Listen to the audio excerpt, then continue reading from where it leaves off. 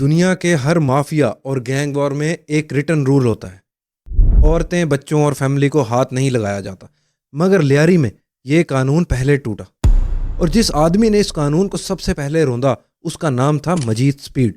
وہ ایسا گینگسٹر تھا جس کے مرنے کے بعد عورتیں چھریاں لے کر گلیوں میں نکل آئی تھیں۔ یہ کہانی صرف قتل کی نہیں، یہ کہانی ہے درندگی کی۔ میں ہوں چودھری عمر، آپ دیکھ رہے ہیں ریئل کرائم کیسز۔ یہ کہانیاں نہیں، یہ حقیقت ہے۔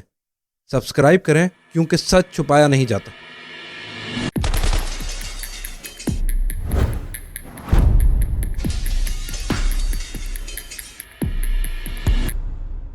لیاری کے تمام گینگسٹرز خونی تھے، بے رحم تھے، مگر ان سب کے درمیان ایک ایسا نام بھی تھا جسے تعلق رکھنا خود گینگسٹرز کے لیے بھی شرم کا باعث تھا۔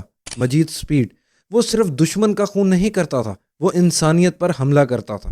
لیاری گینگ وار میں بہت لوگ مرے، بہت لاشیں گری، مگر مجید سپیڈ نے صرف لاشیں نہیں گرائیں، اس نے درندگی کا ایک نیا معیار سیٹ کیا، ایک ایسا ٹرینڈ جو پہلے کبھی اس شہر نے نہیں دیکھا تھا، اور جس کا زہر آج تک کراچی کی رگوں میں دوڑ رہا ہے۔ وہ نہ صرف قاتل تھا، نہ صرف گینگسٹر، وہ ایک ایسا کردار تھا جو دشمن کے لیے بھی قابل نفرت تھا۔ اور جب کسی شہر میں ایک آدمی اتنا گر جائے تو سمجھ لو یہ کہانی صرف کرائم کی نہیں، انسانی زوال کی ہوتی ہے۔ مجید سپیڈ کا لیاری کے گینگ وار سے کوئی پرانا رشتہ نہیں تھا، وہ کسی کرائم فیملی میں پیدا نہیں ہوا تھا۔ اس کے والد ریکس لائن کے قریب ایک چھوٹا سا چائے کا سٹال چلاتے تھے۔ مجید خود جوانی کے دنوں میں بس کنڈکٹر تھا۔ روز کا سفر، روز کی تھکان، ایک عام لڑکا، عام زندگی۔ پھر ایک دن زندگی نے اس کا رخ بدل دیا۔ محبت آئی، ایک لڑکی، دو خواب اور ایک امید۔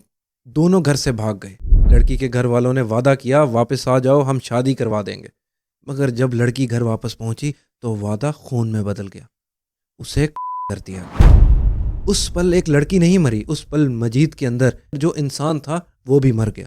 اور اسی دن ایک نیا نام پیدا ہوا، نہ کنڈکٹر، نہ بیٹا، نہ محبوب، مجید سپیڈ۔ وہ نام جو آگے چل کر لیاری کے لیے جہنم بننا تھا۔ اس دن کے بعد مجید نے ایک فیصلہ کر لیا، اب بدلہ صرف ایک شخص سے نہیں، پوری دنیا سے لیا جائے گا۔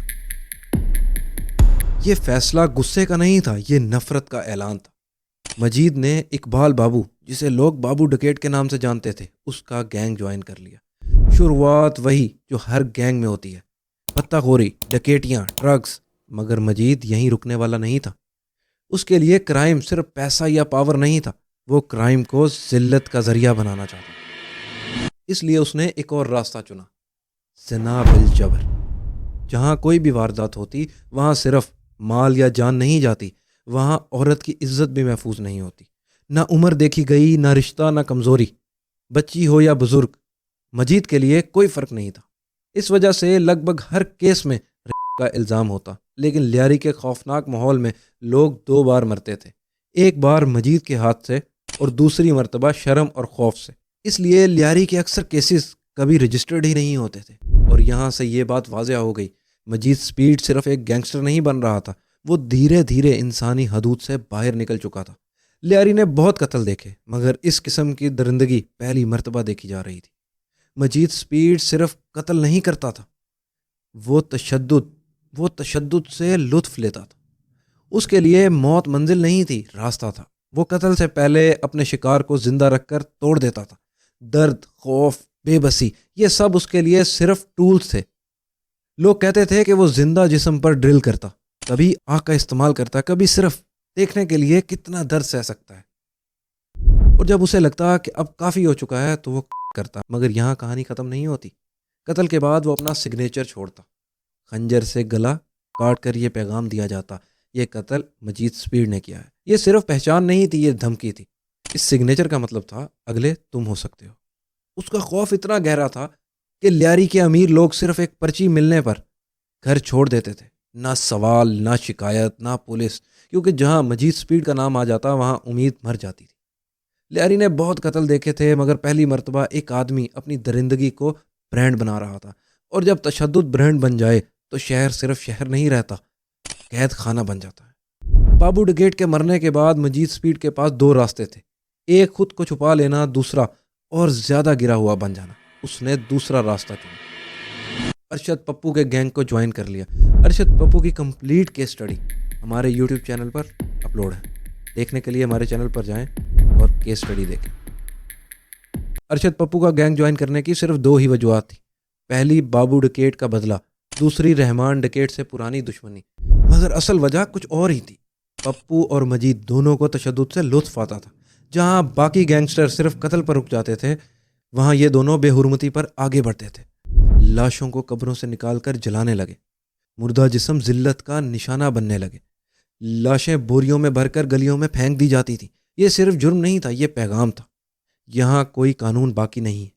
کہا جاتا ہے یہ ٹرینڈ یا تو مجید اسپیڈ نے شروع کیا یا کم از کم اسی نے اسے عام کر دیا. اور جب بے حرمتی روایت بن جائے تو پھر انسان اور درندوں میں فرق ختم ہو جاتا ہے. اس درندگی کے نتیجے میں رحمان ڈکیٹ پہلی مرتبہ پیچھے ہٹنے پر مجبور ہوا. رحمان ڈکیٹ کی بھی کمپلیٹ کیس اسٹڈی ہمارے چینل پر اپلوڈ ہے. رحمان ڈکیٹ کو بھی لیاری چھوڑنی پڑی, ایران بھاگنا پڑا. یہ وہ لمحہ تھا جب سب کو سمجھ آ گیا مجید اسپیڈ صرف ایک گینگسٹر نہیں, وہ ایک ایسا زہر بن چکا تھا جو اپنے دشمن ہی نہیں پورے شہر کو جلا رہا تھا. مجید اسپیڈ اتنی حد تک گر چکا تھا کہ اب اس کے اپنے لوگ ہی اسے برداشت نہیں کر پا رہے تھے. لیاری کے گینگسٹرز قتل کے عادی تھے, لوٹ کے عادی تھے, مگر مجید اسپیڈ کا نام آتے ہی ان کے چہرے جھک جاتے تھے. وجہ صرف ایک تھی, وہ ایک ریپسٹ تھا. گینگسٹر کے لیے بھی یہ داغ ناقابل برداشت تھا, کیونکہ دنیا کے ہر انڈر ورلڈ میں چاہے جتنی بھی درندگی کیوں نہ ہو, کچھ لائنز ہوتی ہیں, کچھ لمٹ ہوتی ہیں جو پار نہیں کی جاتی. اور مجید نے وہ ساری لائنز کب کی مٹا دی تھی. اس لیے اب صرف پولیس ہی نہیں, گینگسٹر خود اسے زندہ یا مردہ خاموش کرانا چاہتے تھے. 2007 آتے آتے حالات اس مقام پر پہنچ گئے کہ پولیس اور ملا نواز کے گینگ کے درمیان ایک خاموش ڈیل ہوئی. لیاری کی گلیوں میں صرف ایک سوال رہ گیا تھا, کیا آج مجید اسپیڈ کا وقت پورا ہوگا؟ کوئی پریس کانفرنس نہیں, کوئی اعلان نہیں, صرف ایک مقصد, مجید اسپیڈ کو ٹریپ کرنا. پلان سمپل تھا مگر خطرناک. جب وہ اکیلا ہوگا سگنل ملے گا, اور جب شہر کا ہر حصہ, پولیس, گینگسٹرز, عوام ایک ہی نام پر متفق ہو جائے. اور مجید اسپیڈ کے لیے کراچی میں رہنا بہت مشکل ہو گیا, تو وہ ایران بھاگ گیا. مگر وہاں بھی اس کی فطرت بدلی نہیں. 2 اور لاشیں, اور پھر وہ واپس کراچی آیا. اس دفعہ صرف ایک مقصد کے لیے, پیسے اور سونا لینے. وہ ایک گھر گیا جہاں اپنی امانت چھوڑ کر گیا تھا. بات بگڑی, بحث ہوئی, اور پھر مجید اسپیڈ نے ملا نصیر کو بے دردی سے کر دیا. اس قتل کے بعد ہر شک ختم ہو گیا. اب مجید اسپیڈ کا وقت پورا ہو چکا تھا. پولیس اور ملا نواز کے لوگ ایک ساتھ حرکت میں آئے. گلیاں سیل کر دی گئیں, گھر گھیر لیا گیا.